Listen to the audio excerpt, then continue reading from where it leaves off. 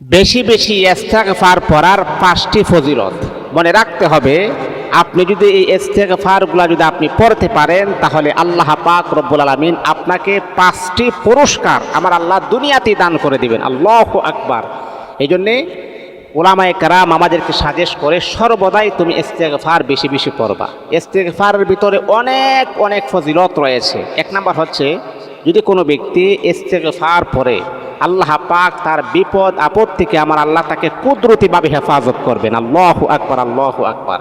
মানে আপনার যেই কোনো সময় যেই কোনো বিপদ আসবে, আমার আল্লাহ আপনাকে হেফাজত করবেন।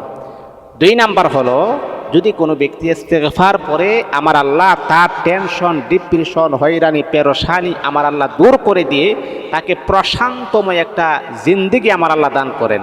তার অন্তরে কোনো টেনশন থাকে না। আহা, আজকে আমরা কত টেনশন, ছেলেটাকে কিভাবে মানুষ করব। আজকে আমরা কত টেনশন, বাড়ি করতে হবে, গাড়ি করতে হবে, লাইফটাকে সেটেল করতে হবে। কত হয়রানি পেরেশানি আমাদেরকে, ডিপ্রেশনে আমাদেরকে ধরে। এই আপনার অন্তরে কোনো টেনশন থাকবে না যদি আপনি ইস্তেগফারটা বেশি বেশি পড়তে পারেন। 3 নাম্বার হচ্ছে, এই ইস্তেগফার যদি আপনি পড়েন, 3 নাম্বার যে উপকার হবে, ওয়ারযুকুহু মিন হাইসু লা ইয়াহতাসিব।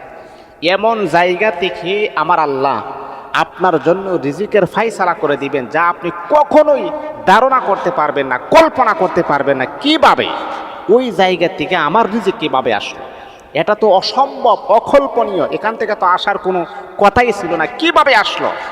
আল্লাহ পাক একটা ব্যবস্থা করে দিবেন।